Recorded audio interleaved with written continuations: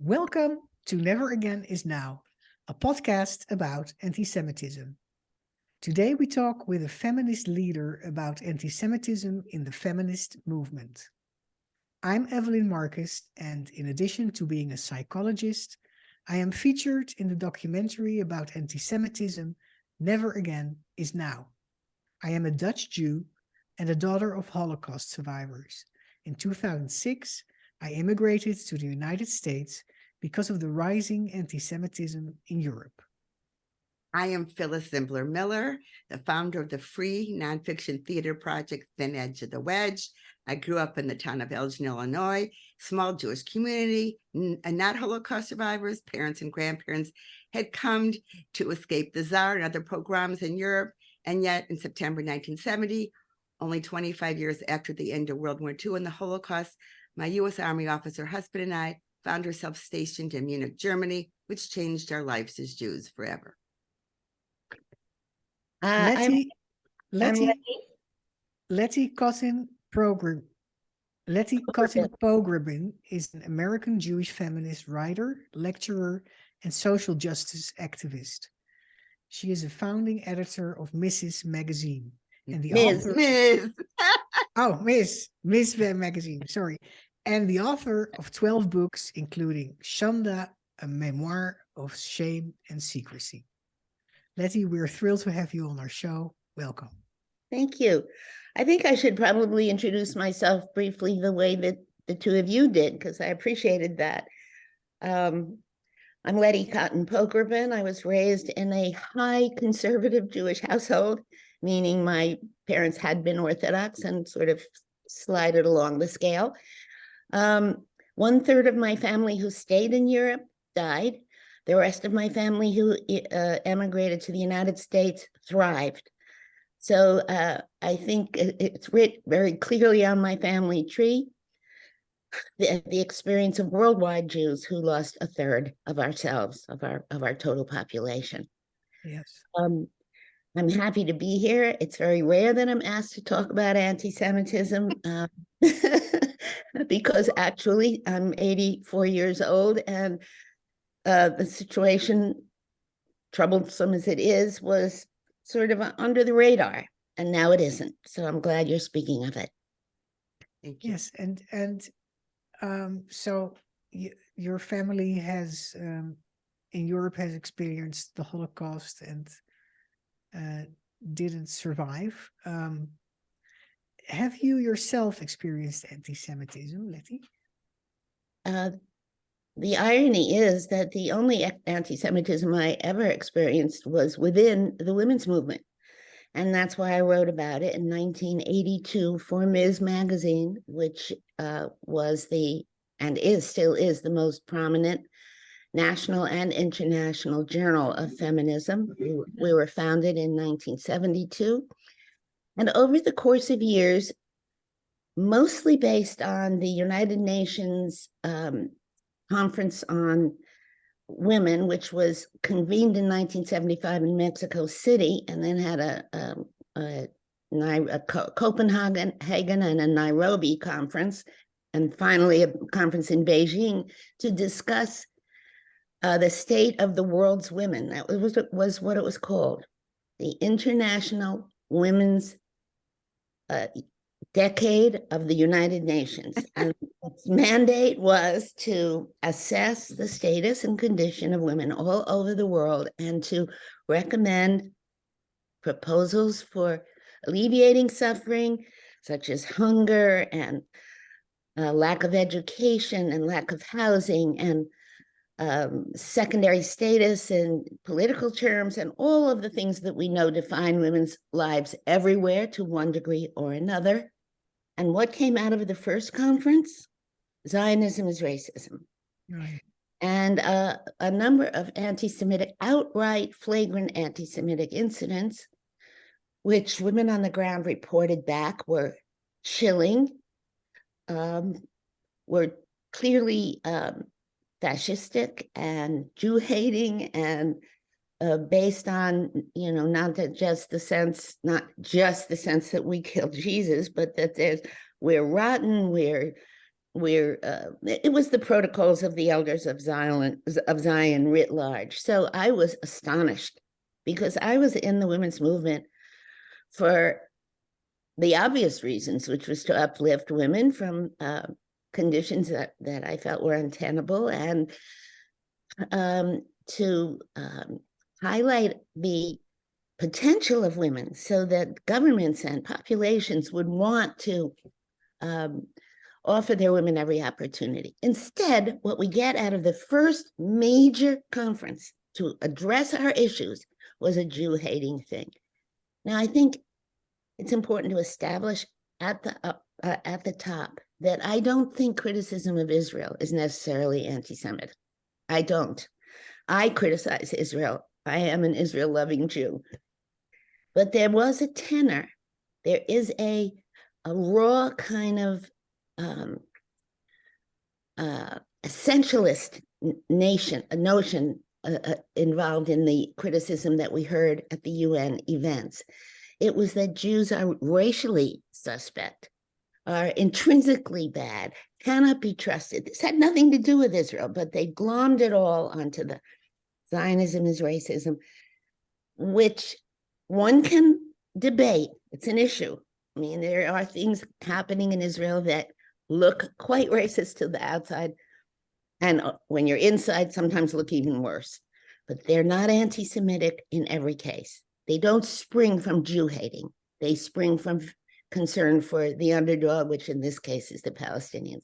So that's what drove me to spend 8 months of my life interviewing women who were active in the feminist movement in the United States. And an article that came out in 1982 that was the longest that Ms. Magazine had ever published. It was 8 pages long, in which I detail what I heard. I didn't theorize. I had interviews, I had experiences, I had documentation.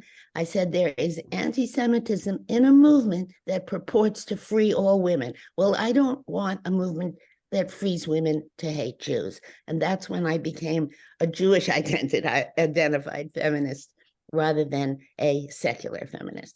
Right.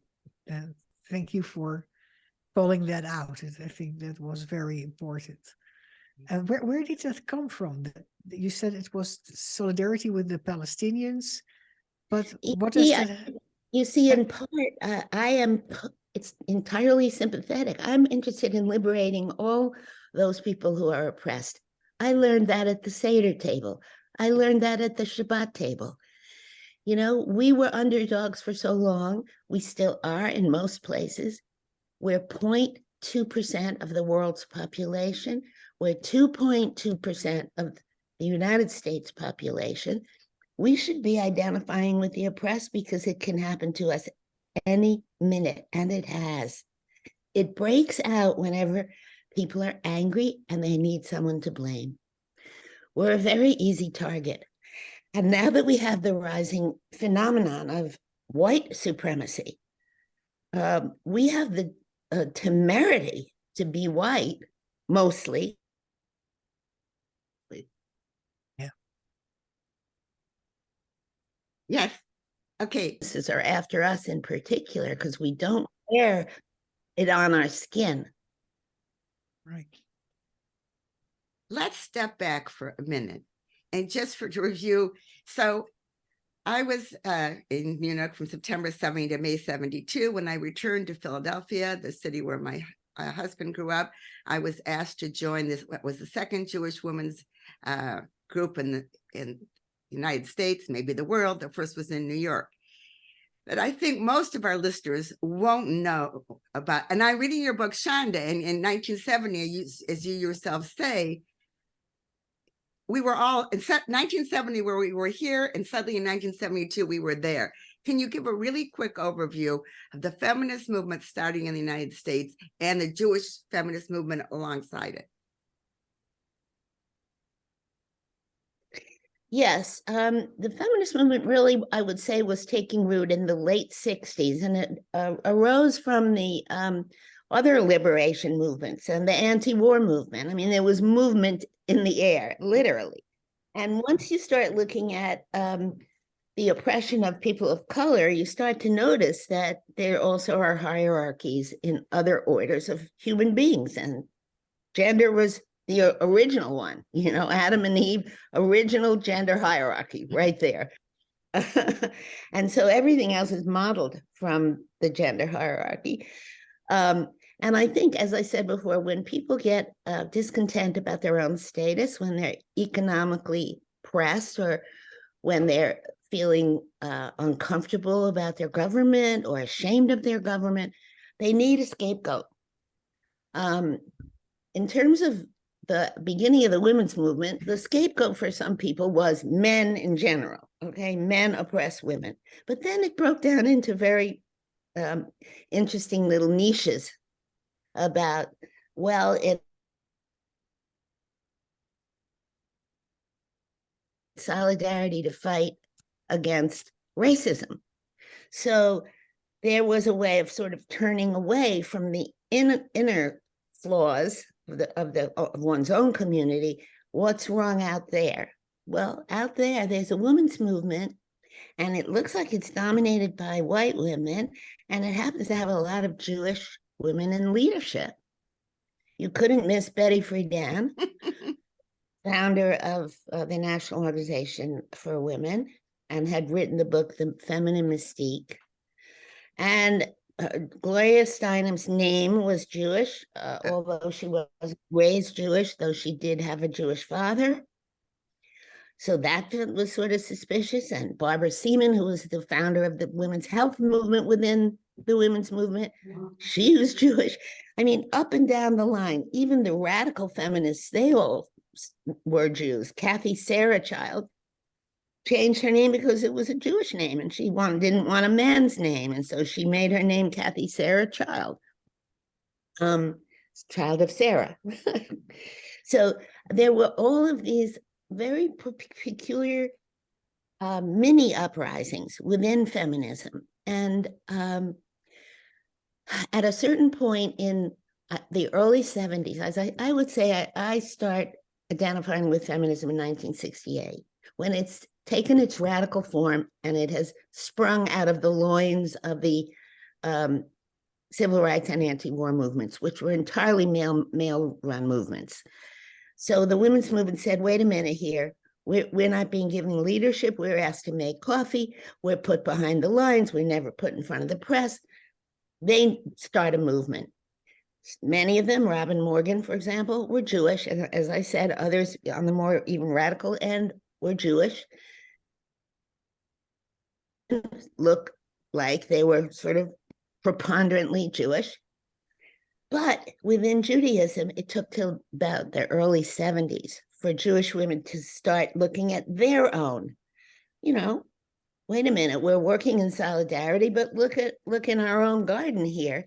Men are superior, above us, ruling us, getting all the plums, getting all the jobs, being overpaid. And women were then beginning to rise within the faith itself, with synagogue life and Jewish organizational life. And so they began Ezrat Nashim, which is, I think, the first. The New York one. Became a specifically identified Jewish feminist movement. Lilith was founded, Lilith magazine was founded. Women were being ordained by Hebrew Union College, by the Reform movement, and then by the conservative movement in 1985. And all of that congealed to make us, who were secular feminists, grow sort of two wings that could fly in either world. I remain very much a secular feminist, identified with other groups working on issues that were common issues. But I burrowed in as a Jewish feminist because of what happened in the UN Women's Conferences and what we were starting to realize was happening here, which I reported on in that article that was 8 pages long in Ms. Now, what was I reporting on that was happening here? And to somebody who had a swastika, stuck on their store, this may not seem major, but within group of women who are supposedly working for each other's good and equality, it was shocking. Women would be sitting around planning a September, and someone like myself would say, well, wait a minute, that's Kol Nidre, that's Erev Kol Nidre, our holiest night of the day of the year. Oh, well, there's so few of you who observe. I said, wait a minute, wait a minute. would you convene a conference on Christmas Eve? Would you convene a conference on Good Friday? Would you convene a conference on Easter? You don't count how many Christians observe. You don't use those dates for our events. And we had a fight for that. Or we were getting reports from some colleges that posters about gatherings for Jews, like Havdalah, or an Israeli speaker, or a Torah or a Hora dance group, were getting ripped off bulletin boards or defaced, or there were signs stuck on people's dorm doors. Things were happening on campus that were very disturbing. And I had reports of this over and over again as I did my reporting for 8 months, speaking to more than 80 Jewish feminists, and simply made a case that we have to attend to anti-Semitism the way we attend to racism, and now the way we attend to Islamophobia. And I believe that the women's movement has responded appropriately for the most part. I'm sure there are outliers, but I have never seen anything comparable. What I have seen is the politics of Israel-Palestine complicating the issue of anti-Semitism. And I push back against that because I think it's being used to squelch legitimate criticism of Israel, particularly now when Israel skews so ridiculously right-wing and fascist. You need to be able to speak up, and you can't use charges of anti-Semitism against those who notice what I know.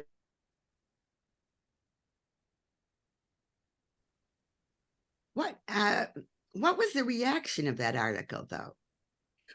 Well, the first reaction, which was fair, but to me, it showed a little embarrassment. And don't forget, I was a founding editor, so I sat in the editorial meetings, and my sister editor said, we gave you 8 pages. We need to give the letters column to people who disagree. I said, why does it have to be all the letters column? I fought for some balance of people who wrote letters that said, I'm so grateful you're reporting what happened to me, or this has been troubling me. We didn't publish any of those. I understood why. You give 8 pages to my voice, you got to give something that comes anywhere, even a little tiny bit near it, to the people who disagree. So if you ever look up the letters column in the issue that followed mine, I forgot what date mine was in 1982, but it must have been still 82 or maybe early 83. They were all people who picked me apart, mostly on the basis of what I said about criticizing Israel is not anti-Semitic.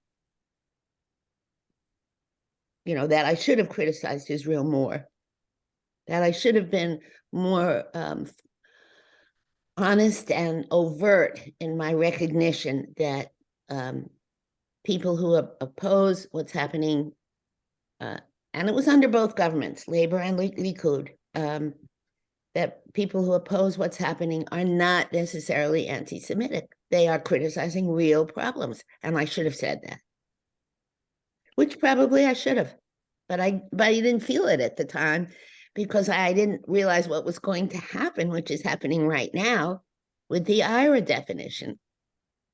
Which we talk about what's happening with the IRA definition right now? Yeah.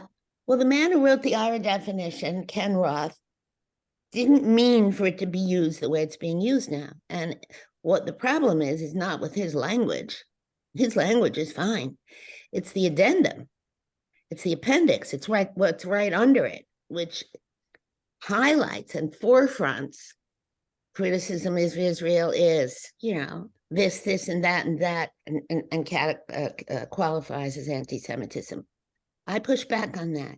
I mean, that is simply not true. And I'm out there. The people who get all upset, they're not out there talking to people, seeing what's really being said.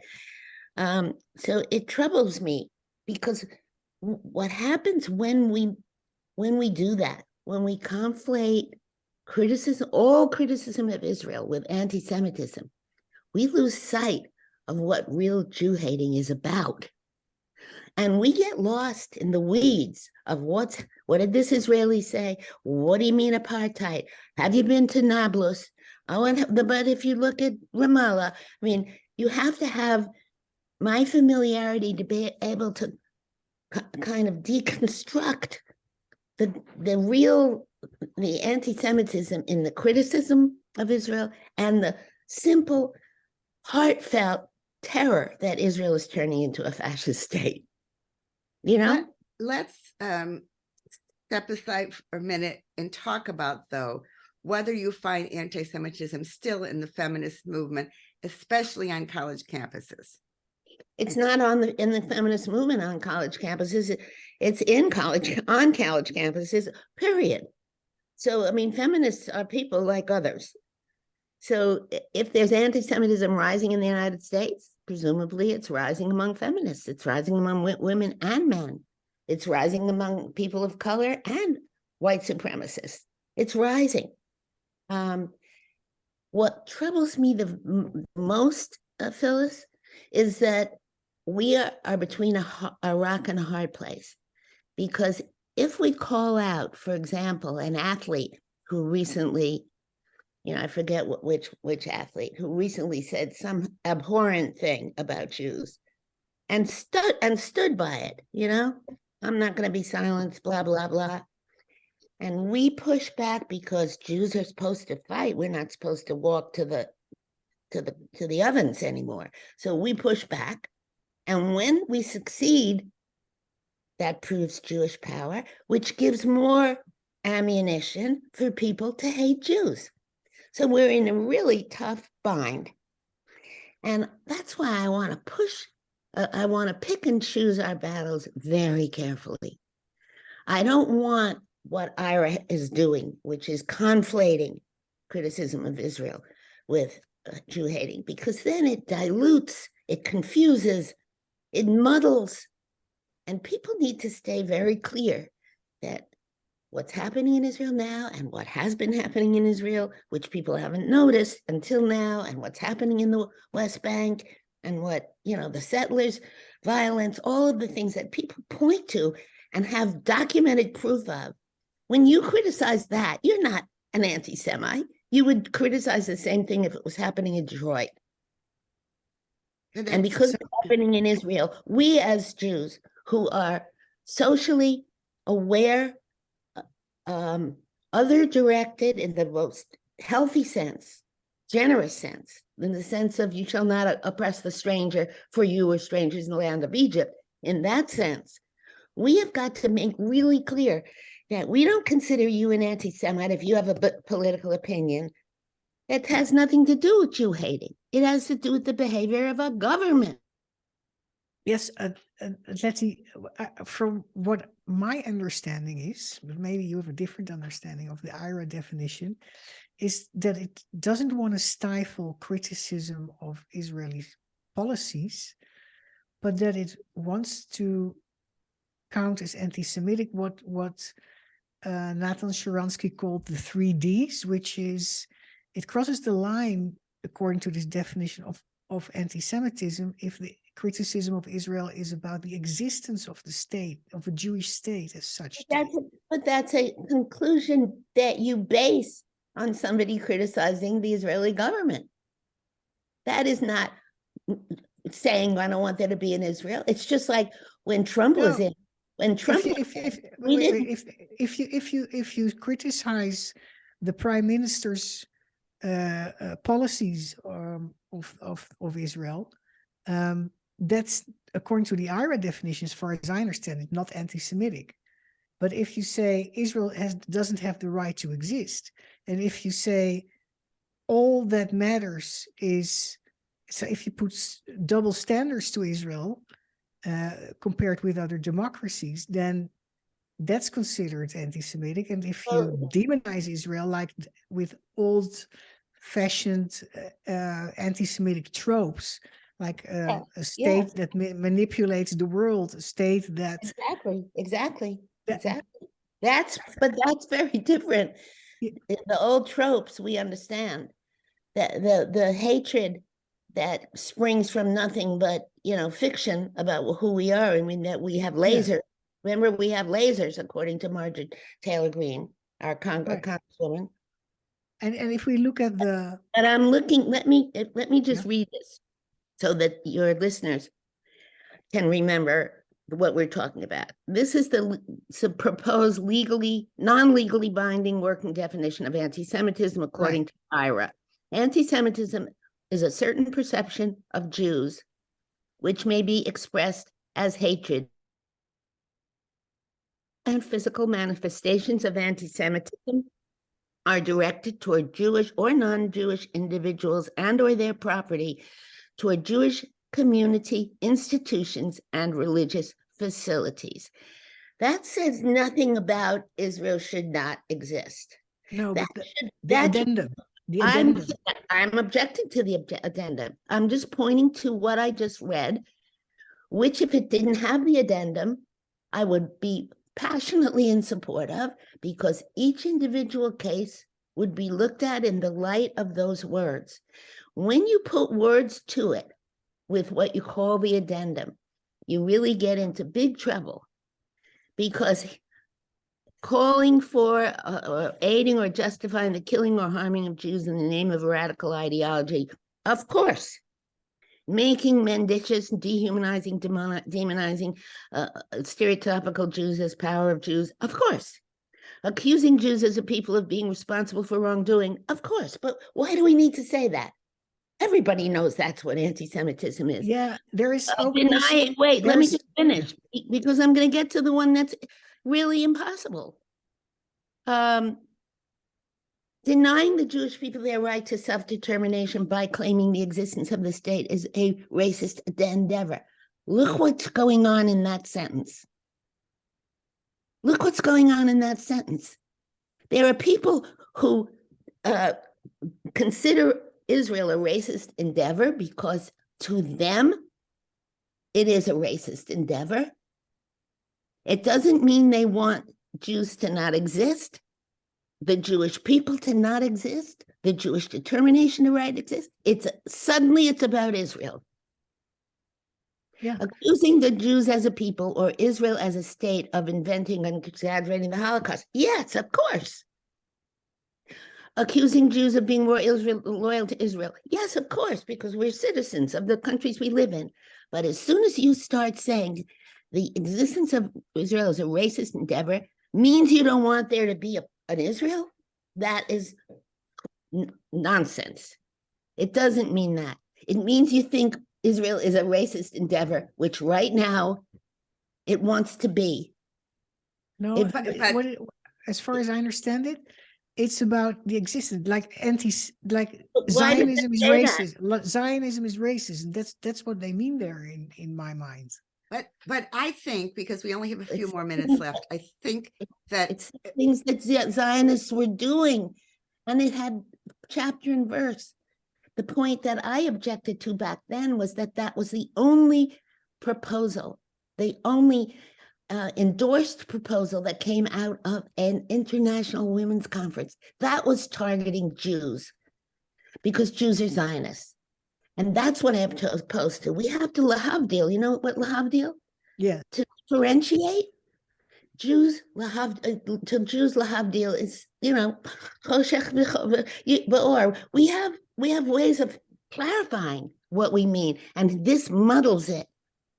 Because now I would be an anti-Semite because I say the state of Israel is becoming a racist endeavor. No, that's not what that's not what the definition wants to say. I know, but as far as I understand. I know, but I don't understand it your way.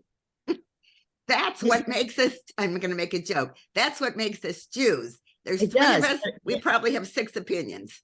But it also makes it very problematic to sign on to this because of the addendum. That's what I'm saying. Because under this addendum, I'm an anti-Semite. Because Which you're not. it says, are you kidding? I'm one of No. the most, Jewish Jews you can find, is that claiming the existence of a state of Israel is a racist endeavor means I deny. That conflation means I deny our people the right to self-determination. One is about a state and its government, and one is about a people and their right to determination. This state, if it becomes the state of the current prime minister of, I always block his name, Benjamin. God, we know who. In which Arabs and Jews of color, Ethiopians, everybody who isn't religious it has a lesser status, which is what's happening. A lesser status for those who are not Orthodox Torah Jews, then I'm against it. And I will be against it as long as I live. I was 8 years old when which is fine under the IRA definition. But anyway, let's move on. We're coming to the end. And Evelyn, do you have one or two other questions before we finish this exciting? I know it is exciting, and as I said, I haven't had the opportunity to. I've written on this, but I haven't had the opportunity to speak about it. So I'm grateful to you. I think. Would you want Israel to live under Smotrich and Ben Gvir? I am apolitical, meaning I personally feel that if I don't live in Israel, I don't really have the right. Okay. Well, we didn't live in Israel, and we helped found the state. Golda got money here, and we lobby our government. We help Israel as much as anyone humanly can. I'm a Zionist. That's what I do.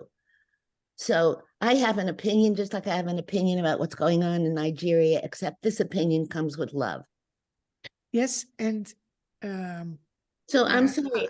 I'm very excited and upset about this because what's happening to the country I've loved since I was a child is devastating to me. Devastating to me.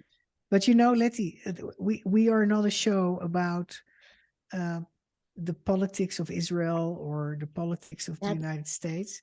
And I wish we could say that anti-Semitism has nothing to do with either, but it does.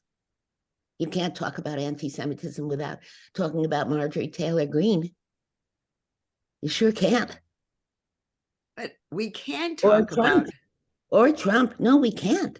And then we're under a blanket, and we don't have the tools unless we can engage that with each other with the best of intentions and a lot of love and respect for each other. But we've got to be able to not shove under the rug who's doing this stuff. Why is it anti-Semitism such? People thought it never happened because he has a Jewish grandchildren. Whoa, it happened. Remember, there were good people on both sides of Charlottesville. You can't put that under the rug. And what's happening? I have a different opinion about that, but that's not what this show is about. Because then we land in the same how do you say polarization.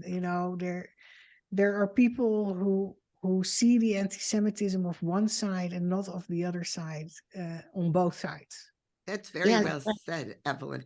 So it's very well said, Evelyn, but you are a show that should be able to showcase both and showcase people of passion, not people who just speak politely, I think. Not a polite discussion anymore. We're under duress, and we may be in danger. We need to be honest in this period. I agree with that. I think we need to be very honest, and that your show should be brave and should say anything anyone wants to say, because we need a colloquy here that hears all voices. And we also need to help our listeners, though, know what they can say. This is my own special interest on a day-to-day basis. When someone says to their face something that sounds at first not anti-Semitic. Oh, you Jews are so good at making money. And we That's need to, anti-Semitic. You don't need a definition for that. yes, but Letty, I'm on chapter 34 of your book. I just want to tell you this. Your background and my background, we're 9 years apart. It's like night and day. You grew up among Jews. I grew up among non-Jews. Very small synagogue. Not that we didn't have Hebrew. Where was that? In Elgin, Illinois. It's outside Chicago. It might as well have been on the moon for how close it was to Chicago. What I'm trying to tell you is, you have no idea, and I'm giving it back to you a little bit. Good. Living outside, what do we call it? The coast, whatever, the East Coast, what the rest of the country is. Forget Los Angeles, forget certain areas of Chicago, what they know about Jews. And you froze. And it's so important that each one of us take this responsibility to educate. I am thrilled that my hometown, which I never would have believed in a million years, has just paid for a teacher and free tuition for 21 students to take a 5-week course that I'm the advisor for on they're doing documentaries on the Holocaust. These are people who don't, teens, who don't knowingly know what a Jew is. The fact that their teacher is Jewish, they may or may not know. And one of the things that our show is committed to is encouraging each one of us individually to think, how can I spread that education? How can I teach people that Jews don't have horns? I'm serious. I experienced that exact thing in Kansas. I went to give a speech at the University of Kansas, and at the end, a small group of people came up to me to talk about what I had said and the subject of feminism and Ms. Magazine. And one of them raised her hand and she says, "May I please feel your horns?" Okay. I mean, didn't live with that, but boy, I know what it feels like. So that's what we're so committed to, trying to get our listeners to act, to not just listen to this program and say, oh, that's nice, move on to the next Netflix show. We want them to act without putting themselves in physical harm, and any way they can to educate people, to say, I'm not famous, you're famous, we're not famous. What I'm saying is, even if you're not famous, what can you do? Last week, we recently had someone, Adam Glass. He wrote the Never Again episode of Queen Latifah's show, The Equalizer, and he said that he realized that he could use his platform. And the entire episode was about anti-Semitic incidents today in some neighborhood in New York that probably means a lot more to you than, it meant nothing to me. And afterwards, he said that the crew, there was about 200 on a regular TV show, they came up to him. They were so pleased that he tackled that subject. And it wasn't all black and white. You know, he wrote the episode with an Israeli together, and he what's the word? You know, he put other arguments in the dialogue. But that's what we need to do, is to have dialogue, but to educate people. I'm so glad that you said that, because to me, education is activism, and I'm an activist. So the reason why I went on for longer than I might have, or that might have been polite, is because I hear all the time young people say, I don't know what to answer people when they talk about Israel. I am giving you and your listeners, I hope, a way to differentiate, to separate, to not make assumptions. Because as soon as young people get involved in the Israel debate, they don't know what to say, and you are not going to be able to educate them on that in one day or 1 week, okay, right? So some basics need to be clarified, and I believe if people listen to our conversation today, they will open their minds to the fact that they can criticize Israel, but they had better test it against whether there's an anti-Semitic component. And they better separate, am I criticizing the government or am I criticizing the Jews? Am I criticizing Ben-Gvir or am I criticizing the right to Israel to exist? Because until they can do that, they're going to get in a can of worms they'll never get out of. And the person who they're arguing with will know more. Because the kids who are protesting, they know how to argue. Our kids don't. I love that. I was going to give you last thoughts, but I want that to be the last thoughts because that's such a clear, specific call to action. I love that. So we thank you so much, Letty. We thank our listeners for listening. Those of you who haven't seen Evelyn's documentary, Never Again Is Now, very important that you see that as part of this conversation. It's on Amazon and YouTube. You can learn more about my nonfiction play at Thin Edge of the Wedge. What's documentary? You froze. Oh, Never Again Is Now. It's on Amazon and YouTube. It talks about both anti-Semitism in Europe and then an epilogue in the United States. I mean, an epilogue about in the United States. And my play has firsthand testimonies of survivors and saviors with the intent of encouraging young people to speak up now. And as we say at the end of every show, without putting yourself in physical harm, please speak up against anti-Semitism and all hate. I want to give you one recommendation. Okay. I just saw a film, short film, called You Shall Not Play Wagner. You will not play Wagner. It's a thought-provoking, what does it say about? Well, I'll just tell you what it's about. It's about a woman who is funding a prize in Israel, a music prize. And an international music prize. And the finalist finally is an Israeli. She's been waiting years for the finalist to be an Israeli. She's a Holocaust survivor. And the Israeli who wins wants to play Wagner. And that desire of his and her freezing up and horrified and all of her memories coming back created a dialogue between young, he's in his, like, he's 20, maybe 20. She's obviously a survivor, quite old. And Annette Miller plays the survivor. That dialogue between the old and young, with the basis being anti-Semitism, raw anti-Semitism, and through music, I just thought it was brilliant. And it also raises the issue of what Barenboim did. Do you remember what Barenboim did? Mm-mm. He announced it to the Israel Phil when he was playing there that he was about to play a Wagner that he loved, and he made an argument for how, you know, Wagner wasn't alive, and even though it was Hitler's favorite, even this, he made a musician's argument, a purist musician's argument. He said, I want to give everyone here who would be offended, hurt, wounded, or have memories rise up that are devastating, to have the opportunity to leave the room. And I think half left. So this little film would be a wonderful educational tool for you. I think you can email it. You will not play Wagner. You will not play Wagner, she said. Okay. Thank you so much. Okay. Bye, everyone.